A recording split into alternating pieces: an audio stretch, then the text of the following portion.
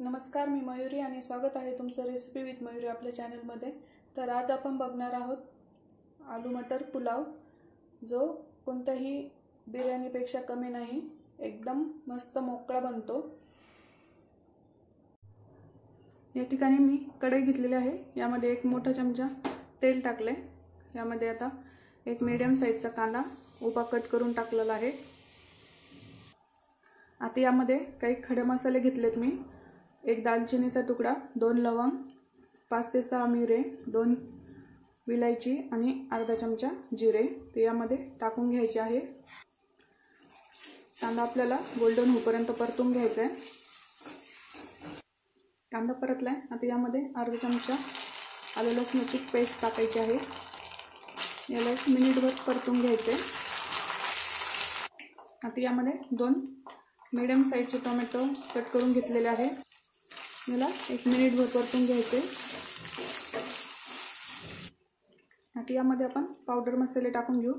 अर्धा चमचा लाल तिखट, 1 चमचा हळद, 1 चमचा धने पावडर, चवीनुसार मीठ मी 1 चमचा टाकलेला आहे। याला व्यवस्थित मिक्स करून घ्यायचे।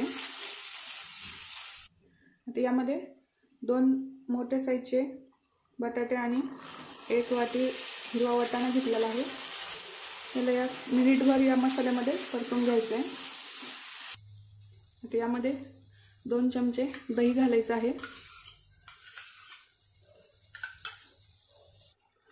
दही व्यवस्थित मिक्स करून घ्यायचे।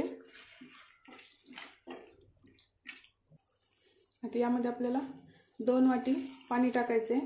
आपण पुलावसाठी 1 वाटी बासमती तांदूळ घेतलेला आहे।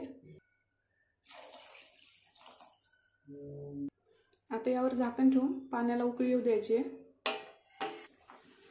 पाण्याला उकळी आलेली आहे। आता यामध्ये आपल्याला मी 1 वाटी बासमती तांदूळ घेतलेला आहे, याला मी 1 तासापूर्वी स्वच्छ धुवून भिजायला घातलं होतं, ते यामध्ये टाकून घ्यायचं आहे। याला व्यवस्थित मिक्स करून घ्यायचे। तर कमी गॅसवर आपल्याला शिजवून घ्यायचे, यावर झाकण ठेवायचे। 4-5 मिनिटं झालेत। आता यामध्ये मी 1 मीडियम साइजचा टोमॅटो आणि 2 हिरव्या मिरच्या उभ्या कट करून टाकलेल्या आहे, गार्निशिंगसाठी आहे।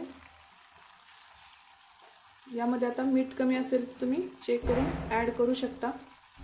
याला झाकून 10 मिनिटं आपल्याला शिजवून घ्यायचे कमी गॅसवर। 10 मिनिटं मी कमी गॅसवर याला शिजवून घेतलंय। आता मी गॅस बंद केलाय, याला 10 ते 15 मिनिटं असं झाकून ठेवायचे। 10 मिनिटांनंतर मी झाकण काढले। आपला पुलाव अतिशय मस्त झालेला आहे आणि एकदम मोकळा मोकळा झालेला आहे।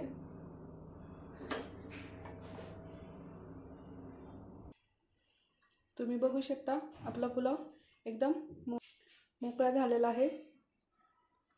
तुम्ही या पद्धतीने करून बघा, तुम्हाला नक्की आवडेल। जर तुम्हाला ही रेसिपी आवडली असेल, व्हिडिओला लाईक करा, शेअर करा। पुन्हा भेटू एका नवीन रेसिपी सोबत। धन्यवाद।